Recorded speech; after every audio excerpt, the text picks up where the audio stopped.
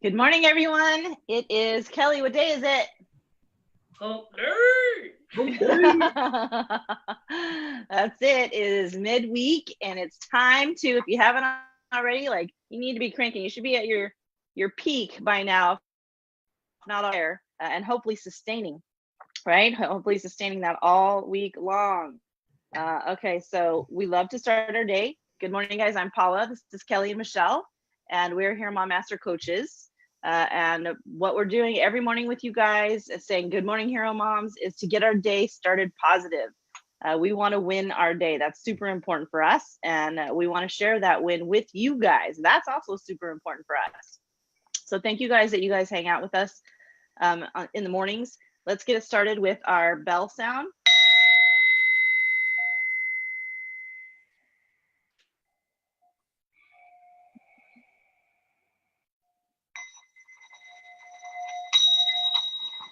I messed that up, but you know what I mean.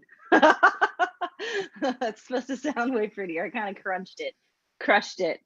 Okay, so you guys, that sign, that sound, that symbol is symbolizes us getting started, just like letting go of the bad, bringing the good. So let's take in 3 deep breaths and exhale everything you can. Get it in and out. Ready, go.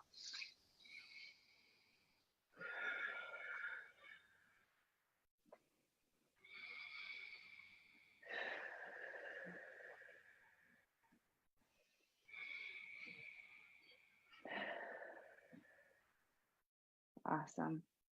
I don't know about you guys. I just feel like something changes in my body when I do that. Do you guys feel like a physical change? I totally do. Hopefully you guys do too, who are doing that with us. And if you haven't been trying that because it just seems weird or whatever, I used to think that too. I would be like in the room when everybody else was doing it, and I would just be like, they all have their eyes closed, so nobody can see that I'm not doing it, so I'm just going to not do it. Then I drank the Kool-Aid and I started doing it, and I was like, what? This is awesome. I can't believe I deprived myself of this all that time.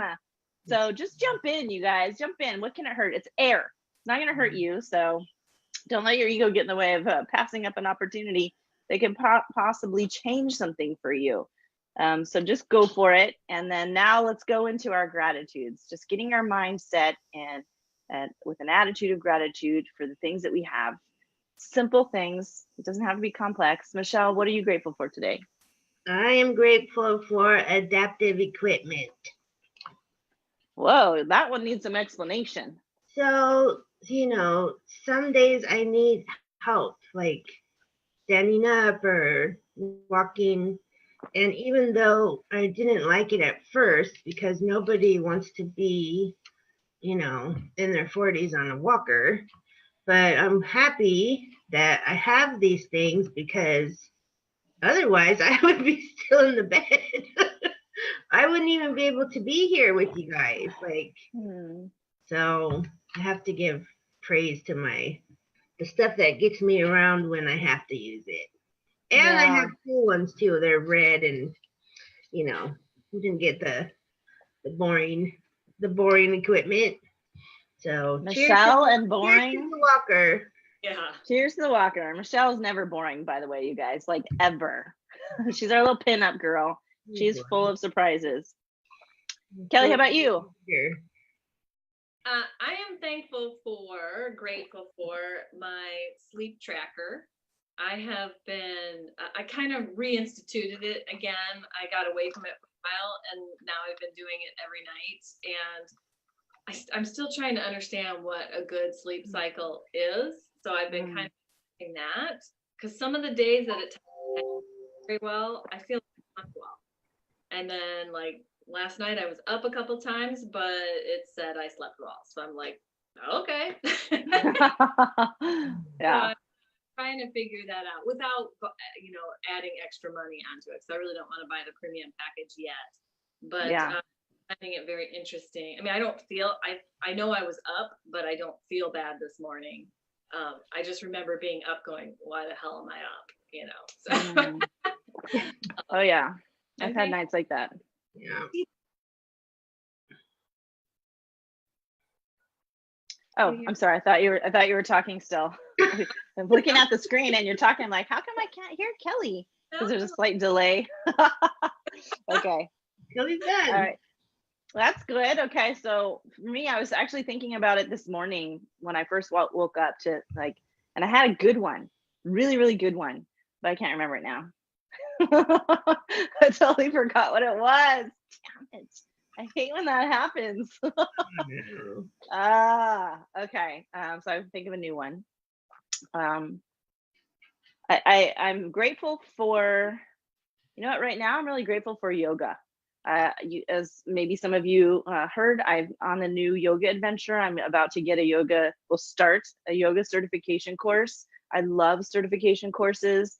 I love them because not only do I get the learning, but I also get the learning for myself, plus how to pay it forward. So that's why I love certification courses, the ones that teach you how to teach.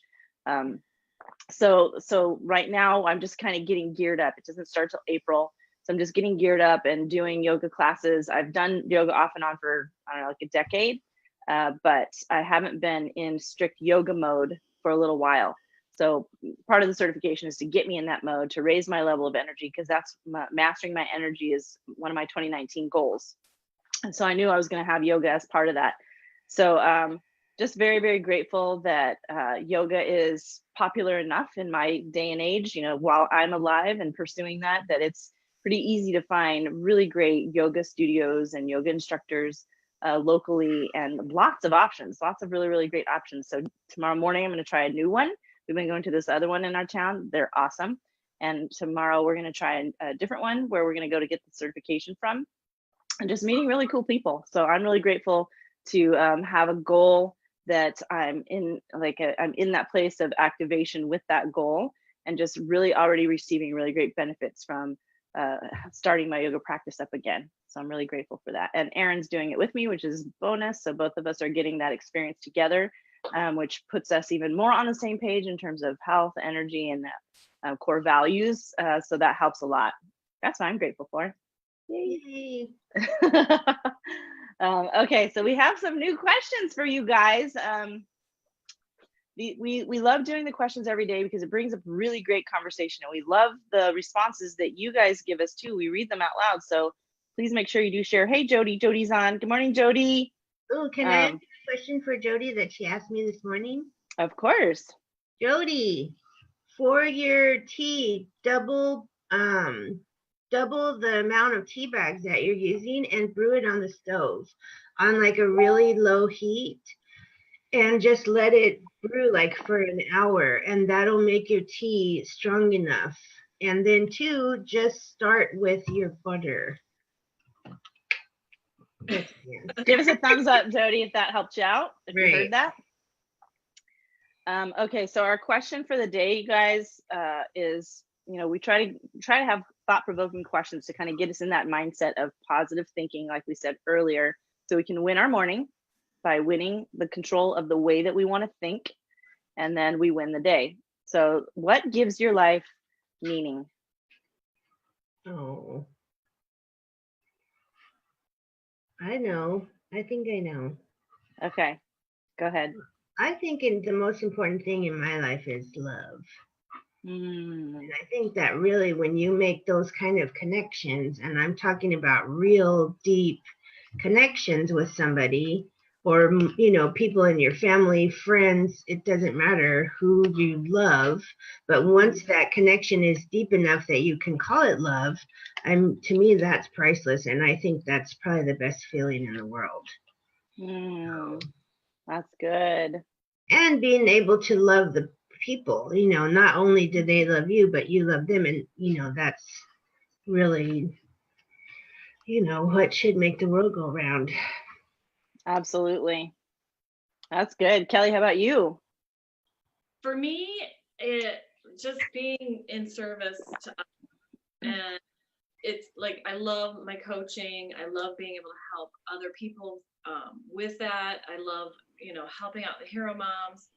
I love, you know, helping out my family, just really being able to add value to other people's lives. That is me meaning, and it's just meant so much more over the last couple of years. And it's just going to keep compounding, you know, as the years go on. So I'm super excited about that. This really makes me feel good, and I love you guys. So She said love. I agree with both Kelly and Michelle. I mean, what it really boils down to is relationships. You know, those are the most meaningful things. We're social creatures. We can't help it, even if we aren't extrovert or, you know, we don't like to be around people very much. There's always going to be something that we have a relationship with that helps us makes us feel significant, makes us feel like the world has significance to us. Could be animals, it could be, you know, gardening, it could be hopefully people, you know, that kind of a thing. But again, everybody's different. They find it in something else, but it has to be connected to, for me, what gives me meaning. You know, what's kind of for me even a little bit of a deeper layer of that, because it includes what Michelle and Kelly said, is understanding my necessity. I've learned this through my practice and studying of high performance. Can you say Biden? Oh, okay. And the necessity piece is like what pulls you, no matter what you're doing. You know, you could be trying this, trying that throughout the course of your life over years and years and years.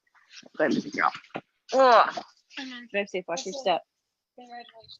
All right. It's a dog. All right, thanks for bringing the doggy in. That necessity piece is what is consistently throughout your life, but isn't necessarily recognized as something that's necessary in your life. So sometimes I've noticed when I'm coaching clients, they've seen it as almost a burden, something that they resist because they feel like it keeps them from being able to live a status quo life. It's pulling them in a unique direction that doesn't necessarily align with status quo, the status quo of how you build a successful life based on the cultural definition, or perhaps, you know, the previous generation's definition of how to build success. And so, you know, an example would be, I had a client yesterday who we were talking about necessity, and he was in career wise and, you know, doing all the right things, all the status quo right things for the American dream. Has, you know, wife successful in her career, kids happy, healthy, he's healthy, successful in his career, but still was feeling like he was lacking something. And, you know, when you think about that, some of us feel that way too, because look at our lives. Like, we have pretty good lives when you think about it for the most part. And for us to still feel dissatisfied, there's something going on there. And it's not because we need more money, or, I mean, would it be nice to have more money? Sure, it's always nice to have more money, but do we need it? No, we're getting by, right? Or sometimes it's health. And, you know, when you have like a chronic health problem like Michelle, that's different. But when you're normally healthy person, you don't really have much to complain about there, except maybe like if you have to drop a few pounds and you don't really want to do that, the work for that. But I'm not talking about those kinds of things, right? There's something else. There's something else that you're feeling just like not satisfied with. And it's because you're not running with your necessity. So for this gentleman, it was important for him to know that he had great connections with people at work, great connections with his family. And even though he was successful by all definitions socially, he was not satisfied with his successful life because he wanted more connectedness with the people at work and with his family. And it's what he couldn't get past was, I don't understand why I don't feel happy, and because I've done all the right things. Well, he wasn't living into his necessity. He wasn't running with his necessity. He was focused on the exterior things and wasn't paying attention to what was going on right here. And so that's what I'm talking about. So that was pulling him. No matter what he did, that job didn't fix it. That move to another town didn't fix it. That school for the kids didn't fix it. That trip with his wife didn't fix it, because he wasn't trying to go deep on the connection part, the connectedness. And so we pulled that out. His necessity was connectedness, which kind of goes with what Michelle said and what Kelly said, right? So knowing and understanding what that is, and then now that he's aware, he's like all like guns a-blazing, everything on bet everything on connectedness. Like, keep doing the things he's doing great, but so much more focus and action towards connectedness, and his happiness and meaning in life feeling is going to go through the roof. Does that make sense, you guys? Did I explain that right? Absolutely. So I would love to hear what you guys are thinking about that too, in terms of like what is your necessity? Do you know what that is? Do you know what it is that keeps pulling you? And again, when I talk about resistance, his heels were dug in there on the connectedness piece because he never would have thought, that that was the thing. That couldn't have been the thing. The thing was work hard, work more hours, change the location. Like those seemed like all the right things. And so he was resisting his necessity and doing other things that weren't creating the satisfaction that he needed because he just couldn't believe that that was a thing that could have. So stop digging your heels in, right? Get your heels out of the ground and like literally start lifting your legs and start running with that necessity once you identify that, and ask yourself the questions to figure out what that could be so you can go to that place. It's all about that sort of authentic place, right, of being. Kelly and I talk about authenticity a lot, our true self. When we're not recognizing what's going on deep inside, truly ourself, not what society tells us how to live, but what's going on deep inside here, we're never going to feel that level of satisfaction with life. Life is not going to have the deep meaning that we want it to if we're not allowing ourselves to come from here first. We'd love to hear what you guys have to say, though. What gives your life meaning? Oh my gosh, we had some awesome people hop on. We got Jerry, Annie Fonte, Kelly. You guys, thanks for hopping on and hanging out with us. Yeah, speaking of authenticity, Annie Fonte, oh my gosh, I've talked about her before, you guys. She's such an amazing person. My very first mentor. She teaches a lot on authenticity with her program. Meet me at the barn. Annie, if you can, you drop your link in to the comments there. You guys have to check her out. She is one of the coolest chicks I've ever met in my life. She's an amazing woman and totally aligned with helping people understand how to draw their lines in the sand, right? Where do we draw the line and say enough is enough and go to that authentic place? She's brilliant at it. Lisa's on. Hey, Lisa Pizik. What's up, mama? Our lion lady with her lion tattoo on her arm. I love that. Also super cool. You guys, super cool people are hopping on. I just can't believe how awesome you guys are. Kelly and Michelle, what are some other areas that give you meaning, gives your life meaning? Michelle said love. Kelly said service. What else? I know there's more. I like teaching.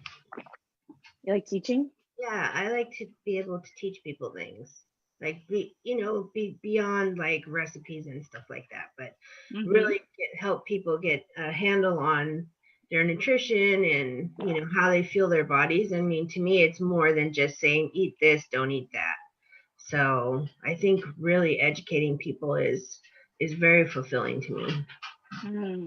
And you're great at it. You're so good at teaching.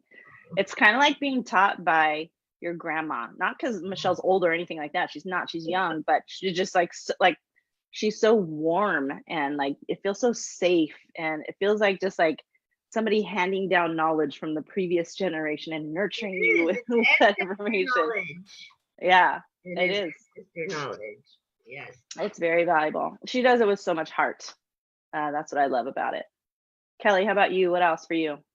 I love being a mom, and I'm on a good road right now. I know there's lots of ups and downs with being a mom, being a parent, but lately it just seems to be like kind of like when you're manifesting abundance and it's just coming. It's I was sharing with our HEROMOMs yesterday a moment I had with my son, because we talk a lot about legacy, and they always say your children will never thank you. But I think I got as close to a thank you as possible. We were talking just about, we were talking politics in the car, but we just got talking about how sometimes, I think I was telling him, sometimes people hang on to maybe old-fashioned ideals or ways in which they're familiar with something. So the context I was talking about it is, I said, well, I can't, the only models of a parent that I had growing up were my parents. So I know that I can't parent you in the same way because the world is not the same way. And I need to be fluid in that, because I'm in a learning process too, just like, it's unfamiliar for my mom, where our world has gone. And just the things that we have in technology and all of that stuff. And that's when he turned to me and said, well, Mom, I think you're doing a pretty damn fine job at momming. Oh, Oh my God. Yes. did he say damn fine job? He did. Oh, that's adorable. Oh my gosh, what a sweetheart. That's so cute. Almost drove off the road. I was like, react in a major way, otherwise you don't want to like show too much emotion, otherwise they'll shut down. So I gushed as much as I could, and he'd let me, and we just kind of talked about that a little bit, and I told him how much I appreciated and that kind of thing makes me want to work harder for our family, and create. And it's like, okay, the seeds are being planted for my legacy, and the older he gets, the more he learns, the more I share, those plants are going to grow, and then hopefully, when I'm gone, he harvests all that. Right. I was just like, oh yes, I got my. Oh my God. For the day. That's a massive victory, guys. Right. If you've been listening at all, if you've heard any conversations of us talking with Kelly, that she has been like laser focused. So she's always been a great mom. So I don't want to give you guys anybody the idea that she's been like this horrible mom, had a wake up call and turn it around. She's always been an awesome mom. But she wanted to take momming to another level, not just being a great mom on a day-to-day, but living with the intention to create a legacy for her son in a way that she knows what the legacy is that she's creating, as opposed to just being a great mom day to day, and whatever the legacy ends up as the fruits of that, that's what it is. So not by default, but by design, right? So she has been so laser focused last year and a half, 2 years now, just like really changing it up, her parenting, going outside of anything she's ever seen or known in terms of like parent role models, and just how she's parented in the past herself with her son, and just going out of the box and discovering new things, and just been totally hitting it out of the ballpark with her son. And they were close before, but they're like buds now. Like, it's not that you have to be your kid's friend. It's just that was a natural benefit that happened because he feels so recognized, heard, and understood, and cheered on and supported, and like completely safe in a way that he's never felt before with her, which is amazing at this age, tender age of 15 going on 16. What a tough time to create more closeness with your kid. That's where they usually start pulling away from you for their own independence, and going out in life and discovering things, being more with their friends.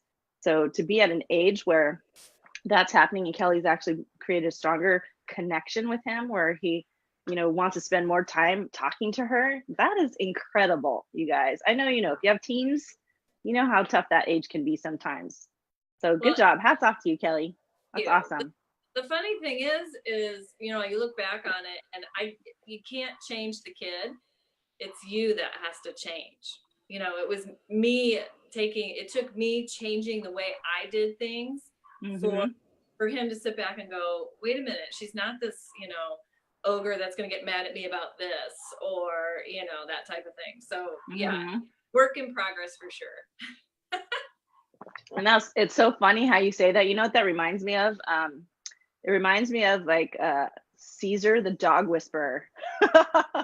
And the reason is because I don't know if you've ever seen that show, right? The guy who just like can communicate so awesome with dogs. And so you hear these stories about these totally disobedient dogs, just totally misbehaving. And he's like, I don't understand why he pees all over everything, or chews up this, or runs around and gets in the garbage and all this stuff. And it's like, well, he's being a dog. So that's, out in the wild, they're able to do all of those things, and it doesn't like destroy a house. But they have their little animal instincts. They don't obviously think like people. And so they're not going to just like, because we don't do that, they're not going to do that, which is an approach that a lot of pet owners have when it comes to dogs. And what we actually have to learn is not to change the dog, but to change how we communicate with the dog. This essentially, when we go to dog training, we have to learn dog speak, dog mannerisms. and then communicate with them using those techniques and teaching them sort of meeting in the middle, right? Your language, their language, meet in the middle, before you can get that sort of response from them. So when Caesar, the dog whisperer, does his little voodoo on the dogs, you can see like it's never about how he speaks like we speak to each other. He does it like with a certain way that he like makes eye contact with them, or his body mannerisms, how he turns his body towards them or away from them. And they get it. Like they get what he's like the alpha. He communicates like the alpha. And so they respect him and they get in order, in line, the way that they're supposed to, even to the point where he has like a pack of pit bulls who are known for like being aggressive, like being like cute, sweet little puppies hanging out with each other, like a happy little group of kids. It's so awesome. So all that to say that, you know, when it comes to our teens, it's kind of very similar, right, Kelly? We had to sort of learn how to speak teen and speak their language, their unique personalities as well. I've had to do that with my kid, and it's been freaking hard sometimes. Yeah. It stretches me big time. Such a fine line. Like, you know, my husband's always reminding me, you get 3 questions.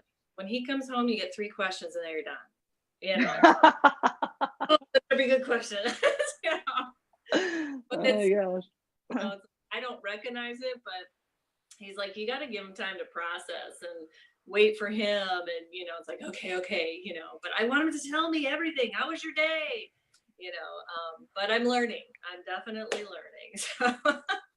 Oh my gosh, the other night, that reminds me, we were picking up my daughter from college. So she's 16 and she's taking a college class right now. Through her school, they had a program.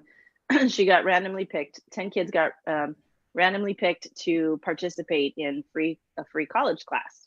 So of course she wants to take advantage of that, and we want to support and facilitate that for her. So we pick her up. Mostly my husband picks her up, but when I can, I go too. And so we like to, you know, how was class? What did you learn? Because it's a different experience than everyday high school stuff. So she said, you know what? I'm really stressed out right now. And we're like, whoa, what's going on? And she said, well, I've got, you know, these 3 big assignments due for high school, and we're getting ready for a midterm with the college course, and I'm behind on my reading because we didn't get our textbooks until 2 weeks after it started, and I'm doing my internship right now, and blah, blah, blah, blah, blah, blah, blah, and just went on and on about the different things, like the pressure. I'm like, man, it sounds like adult life, right? Like when you have all these projects due and, you know, stuff like that. And so as a mom, immediately I want to go into like, okay, how do I fix this? What do I do? Like, what can I cut out for her so she's not so stressed? And, you know, how do I make her life easy? And so I said, so instead of like trying to fix it for her, I caught myself. I said, how can I support you in that? And she goes, I don't think you can. Just listen. I just needed to get it off my chest. I feel a lot better already. Like, oh, awesome. Okay, cool. That was easy. And then her friend who's also taking the college course with her from the same high school. She said, sometimes we just need to talk about it. And they're obviously the same age. And I was like, bam, that's etched in my brain now. Sometimes they just need to talk about it. We don't have to fix things for them. And they got to figure their way through it, right? If they don't figure out their way through it, they're never going to know that formula. So that was why I didn't want to just go in and take out that opportunity for her to think how she's going to succeed with all of these things that she has going on. But it's hard. That's what I'm talking about. It's hard because as parents, we just want to go in and make it right, make it easy, make it safe, make it happy for our kids. Michelle, I know you do the same thing. Michelle's probably worse than us. Well, my son he's going to be 23 in March. And it is hard. I mean, there's got to be a balance between letting them grow and like you said, learn how to figure things out and trying to help them. It's like, it's not really helpful if you're doing the work for them, or in a lot of cases, lessening the burden.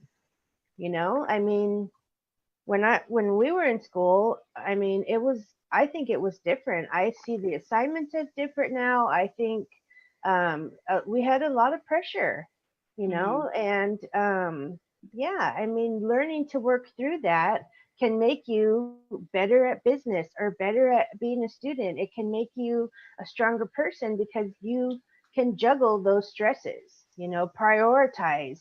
What do I need to do first? I need to, catch up on my reading because my textbook was 2 weeks late. It's kind of like there's circumstances that we encounter that we have no control over. She had no control over whether or not she got her book on time. Now, the fact that the professor or whoever didn't give them an extra 2 weeks, that might take issue with, but 2 weeks is 2 weeks. You catch up, leave a couple social things by the wayside for a couple weeks and get caught up. So, but it is tough because you do want to just fix and hug and make them feel safe. But if you do that throughout their entire life, then you're going to have a 30-year-old kid living in your basement. Yep. So, yeah, no, we nip that in the bud. Yeah, absolutely. Sometimes when we want to help, we're actually hurting, not helping. That's why the legacy. That's why in HEROMOM, we talk about legacy all the time. What's the intention? When you're at the end of your life and you've created no regrets legacy life, looking back, what are you going to be thankful for that you did to create that legacy life? And start living with the intention that I live today. I make choices today for what I know legacy Paula requires of me, not what feels good, easy, safe right now, but it should feel a little bit hard. Right. It shouldn't just feel easy. It should feel a little, not in a negative hard, not negative hard, but like fight for it hard in that way. That's how it feels for me. What about you guys? Yeah, I think so too. I mean, fight for it hard is, I think, a really great way to explain it, because you've got to be in the game so deep that you're willing to get beat up a little bit. If all of our goals were just easy hop, skip, and a jump, I mean, where's the value in that? There's got to be challenges, and you can see that we're constantly learning new things or taking new certifications, doing these things that make us a better person, that makes us more equipped to serve. And I think that's huge. So, but yeah, the fight part, there's got to be passion there. There's got to be something that you're willing to fight for. Otherwise, what's the point? I agree. Kelly. I think you probably said it best. Might have been Monday, Paula, when you said feel forward. It's working through all those feelings to move forward, and it's like that itch that just won't go away because it doesn't feel comfortable, and it's like, okay, but once you get that under your belt, it doesn't feel uncomfortable anymore. You've learned, you've imprinted that into your brain, and then you go on to the next thing, and it's just feeling your way. I mean, there's no instruction booklet. I think this is as close as we can get to having an instruction booklet. And, I'm all for booklets. So, all for instruction. But sometimes you got to make those instructions, and that's okay, because now you have something to go back on and remember, and then you just keep doing that. You keep adding to your repertoire, and I love that. Feel forward. Yeah, you're right.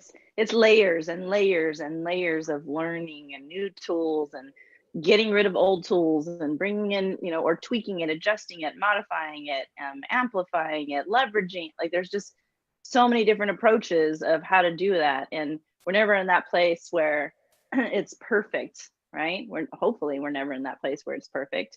The closest we can get to perfection is working towards perfection. And that means that we're putting in that legacy effort, right? I was talking to another client the other day, and it was so awesome. She picked a superhero character to identify with, just to kind of like get into that, like, that was just like her symbol of getting into that like superpower mindset to build out her legacy and what she's going for.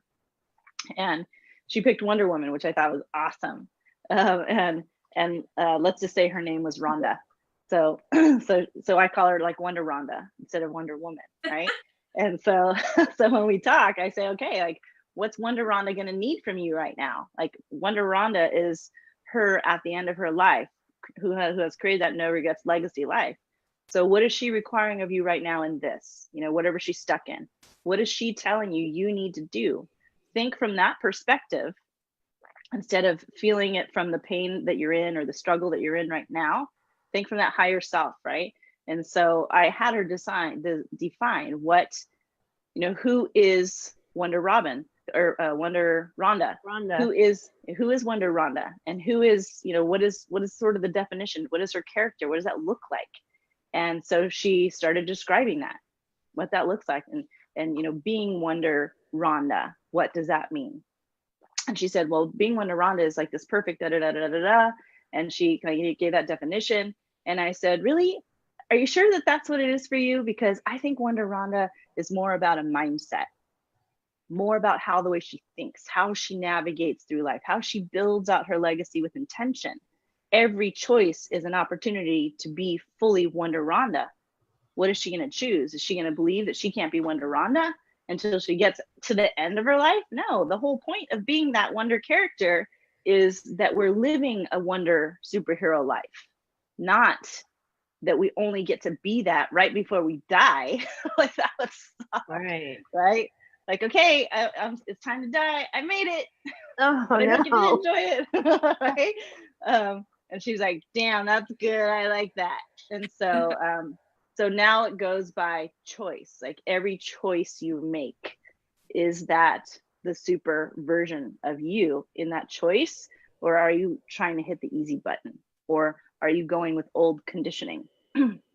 So that was really powerful for her. It was for me. When I'm in these coaching sessions, sometimes I'm like, damn, I'm writing that down for myself, because not like from an ego place at all, but they inspire me with their zeal to go after it. And I'm like, gosh, that really inspired me what she said. And I'll write that down and implement that for myself. She influenced me. And I'm not, as a coach, I'm not like, there's no ego in the way of this. It's a process. We're masterminding together. And the coolest stuff comes out of it. I know for Michelle and Kelly, I know that you guys experience that too when you guys coach, right? Well, being coaching or being coached. Like I know with Kelly, I've had like those, like light bulb moments where it was like, holy crap, how come I didn't know this last year? Or it just makes so much sense. And it's something that you don't forget, it was just the right thing at the right time.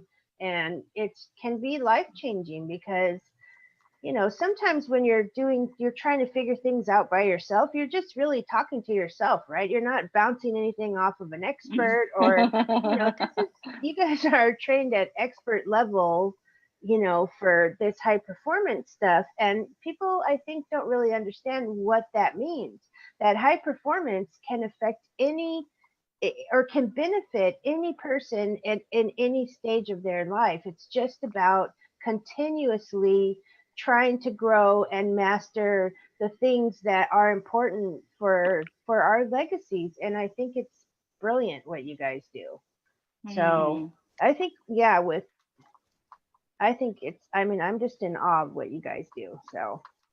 Oh, that's really sweet. Yeah. I think we appreciate that.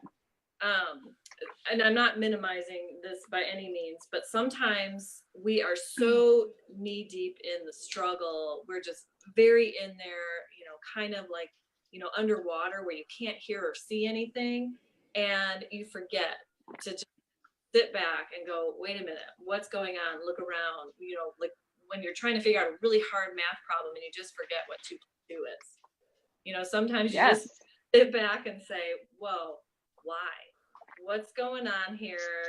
Take a deep breath, let's reassess and pull yourself out of the mud, and get back on dry land and just kind of go, okay, so what's going on here and how can I get around this mud puddle? And sometimes we just forget, and it's not as simple as that, but some common, what is that? Just isn't always common practice. Yes, exactly. Common sense is not always common practice. So, we'll just forget because we've got so many thoughts jumbled in our head and we're struggling and we want to do better and it's not working. And, so like I said, not to simplify, but sometimes that aha moment comes in the 2 + 2 = 4. Right. That's so true. Such a good point. This is why, even though I'm years into studying high performance, having a high performance coach to remind me of those basic principles that sometimes we think we've outgrown, like I'm advanced level now. I don't need to worry about those rudimentary things. No, those rudimentary things have to be there all the time. You don't ever outgrow the core values of creating a legacy. You just can't. But sometimes we get so, like Kelly said, so caught up in the now, where we are in this moment, this part of our growth, that we forget to practice those things. So that was brilliantly put with a 2+2 metaphor, just to show like how baseline, those things are, how basic level those things are. When I say basic, I don't mean like I don't mean to diminish the value of them. You just like, that has to be your foundation. Foundation's a better word. Yes, those foundational pieces. Brilliantly said. Well, you guys, I hope that you enjoyed this conversation. We talked a lot about legacy. We talked about how to make life meaningful. We talked about what we're grateful for, and all of it was for the point and purpose to together, all of us work together to get our minds in a place where we're creating a positive mindset about our day, about our morning, to win our morning, to win our day, to win our life. And we want to encourage you guys to do that every single day, so that you are creating that legacy life that you want. Be intentional about how you win your day, what you want to feel as you go through the day. If you love these kinds of conversations, join us in HEROMOM Nation. We have cool stuff going on all the time. Right now, we've got the ladies going through the challenge and documentary. That is still available. If you guys want to hop in, you'll be a little bit behind, but we'll help you out with that. But you've got to be in HEROMOM Nation to get into that. So click on the link that we have here for you guys. Michelle, Kelly, and I hang out in there. You'll be able to chat with us more, learn more about it. It's a free group, and it's just there with a bunch of women, who are like you, hanging out together. Awesome ladies who are really going for it. So if you're looking for a community of women who are super driven to create their legacies, and they're all starting with getting control of their health, we know that that's the first place that you have to conquer in order to then springboard off of that and get into those higher levels of all the other areas of our lives. It doesn't mean you aren't already crushing it in other areas of your life. I know you are, but we want to amplify that. Getting your health where it needs to be is going to amplify what you're already doing great, but also give you the confidence to fill in the gaps of the areas where you've maybe been avoiding or just haven't understood like what's blocking you there. We'll help you out with all of that stuff. We've got 2 certified high performance coaches. That's the highest level coaching program in the world. And then we have a world-class nutritionist, Michelle, licensed holistic health practitioner, more credentials than she possibly could ever need, but she's passionate about nutrition. And so therefore she pays it forward for all of us who are in HEROMOM Nation with her. So please take advantage of these resources since we're making them available to you guys. If you have any questions, drop it in the comments, and we'd love to get back to you about that. Hey, Tina. Tina's on with our HEROMOMs. What's up, Mama? Tina. Well, girl, a girl in Florida, totally crushing it too right now in the challenge and documentary. We are just about to start the meat.